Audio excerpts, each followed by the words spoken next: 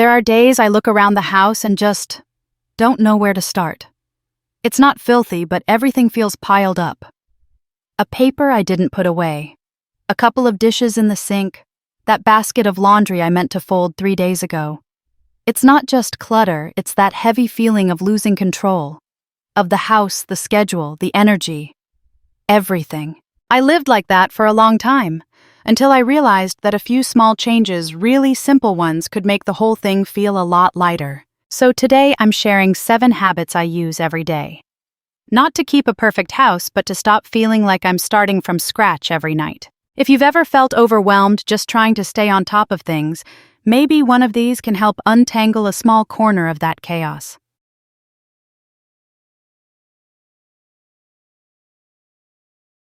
Ever scrubbed the same spot over and over only for it to smear or stay exactly the same? And then you start thinking maybe you're just not good at this. But truth is, a lot of us are using the wrong tools. If you're still wiping your counters with an old cotton rag or spraying whatever cleaning bottle happens to be around, you're not lazy. The tools are just working against you. One small change I wish I made earlier, switching to high-quality microfiber cloths and a mop that actually absorbs water. I keep 2 types of cloths, one for the kitchen, one for the bathroom. Grease needs grip. Bathroom water needs fast absorption. And my mop. No wringing by hand, just a quick squeeze and it's done. Cleaning doesn't feel like a battle anymore. It's just a quick move when something needs wiping. And when you're not fighting your tools, you start to feel more in control of your home and honestly your mood too. And speaking of not walking in circles tomorrow, I'll show you a way to clean that actually feels like it's working, not just repeating the same chores over and over. It's simple, but it changed how I move through my house. Make sure you come back for that one.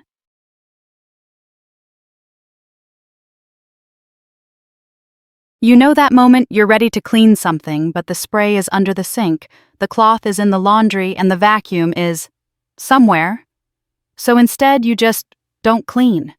Not because you didn't want to, but because it became too much of a hassle. When your tools aren't within reach, you create tiny obstacles that grow into full-blown resistance. Here's what helped. I started storing things where the mess happens.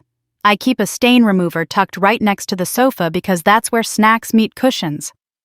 I have a cloth hanging inside the bathroom cabinet hooked on a command hook. And the handheld vacuum.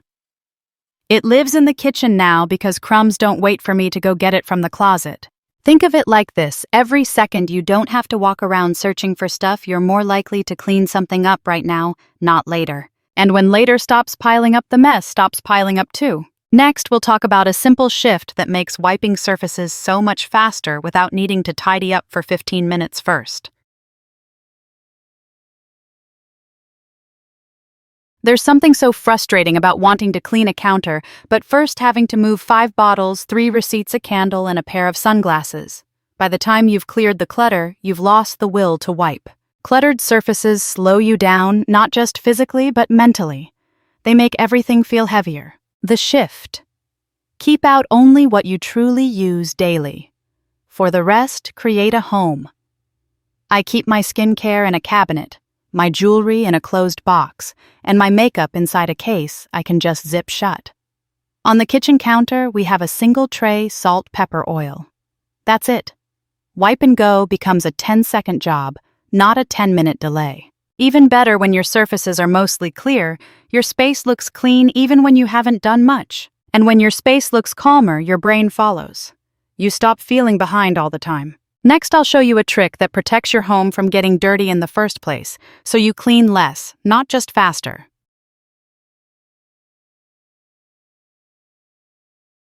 We often think cleaning means scrubbing after the mess, but what if you could avoid the mess in the first place? That little ring left by your iced coffee.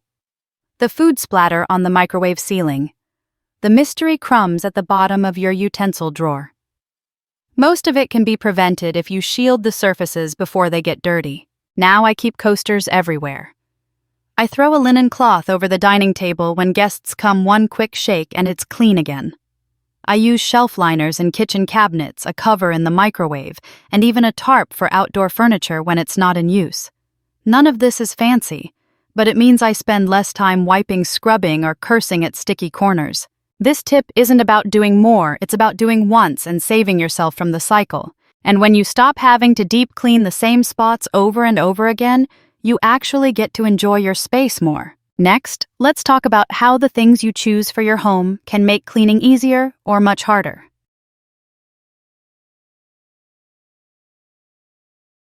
Sometimes we bring home an item that looks beautiful, and then spend the next 3 years fighting with it. A coffee table that smudges if you breathe near it. A couch fabric that clings to every piece of lint.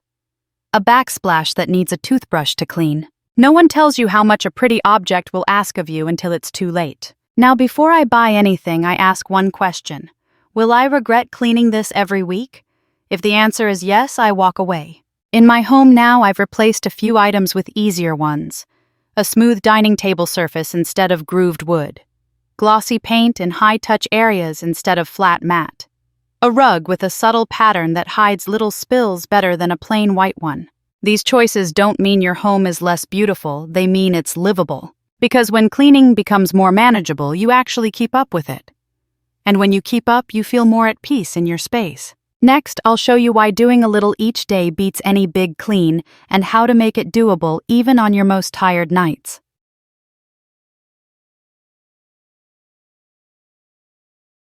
There's a kind of dread that builds when you haven't cleaned in a while. Every room starts whispering, "You're behind," and the longer you wait, the bigger the task feels until it turns into a weekend you don't want to spend. But here's the truth. Big messes are often just small messes left alone too long. What changed everything for me was shifting from cleaning day to cleaning rhythm. 10 minutes a day. That's it.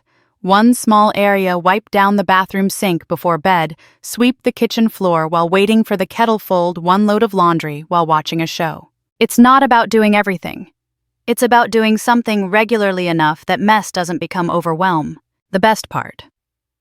You stop carrying the mental weight of "I need to clean all week," because it's already handled in bits. And when cleaning stops being a huge event, it stops feeling like a burden. Next, let's make the whole thing a little lighter with one mindset shift that turns cleaning from a chore into a moment of calm.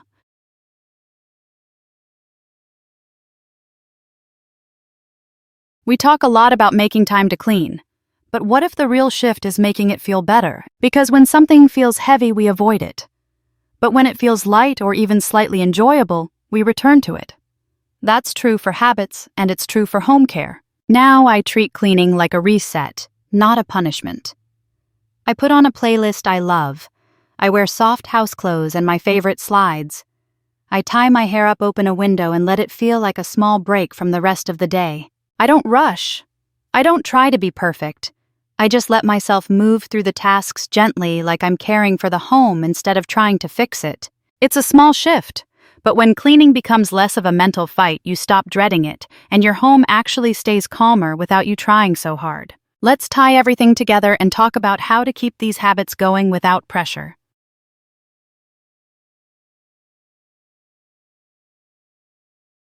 Some of these habits may seem small, but together they've changed the way I care for my home and how I feel in it.